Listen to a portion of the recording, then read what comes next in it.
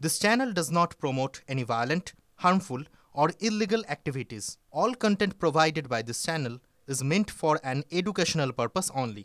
Top quality और consistent performance के लिए सिर्फ सिल्वर पंप नाम याद रखना।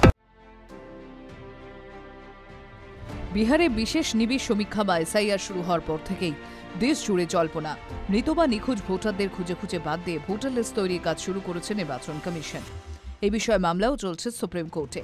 এরই মধ্যে রাজ্যের মুখ্য নির্বাচনী আধিকারিকের কাছে ফের এলো চিঠি, আর সেই চিঠি থেকেই বাংলায় এসআইআর শুরু হওয়ার সম্ভাবনা আরও জোরালো হচ্ছে। সিও দফতরে একটি চিঠি পাঠানো হয়েছে দিল্লি নির্বাচন কমিশনের দফতর থেকে। সেই চিঠিতে স্পষ্টভাবে বলে দেওয়া হয়েছে যে গোটা দেশেই এসআইআর হবে। বিহারের মতোই সব রাজ্যের সিইওকে তাই নির্দেশ দেওয়া হচ্ছে যাতে প্রস্তুতি পর্ব শুরু করে দেওয়া হয়।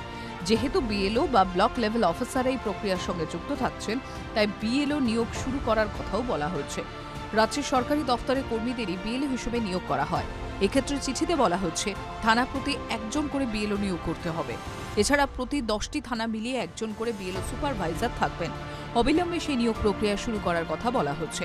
ইতিমধ্যেই রাজ্যে 2002 সালের ভোটার তালিকা প্রকাশের কাজ শুরু করেছে নির্বাচন কমিশন। 109টি বিধানসভা এলাকায় নাম প্রকাশ করে ফেলেছে কমিশন। রাজ্যের মুখ্য নির্বাচনী আধিকারিকের ওয়েবসাইটে এই তালিকা ইতিমধ্যেই প্রকাশ করা হচ্ছে। এই তালিকায় নাম থাকা ভোটারদের আপাতত স্বস্তি এসআইআরে।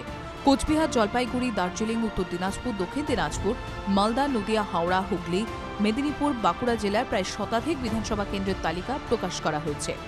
TV9 Bangla digital.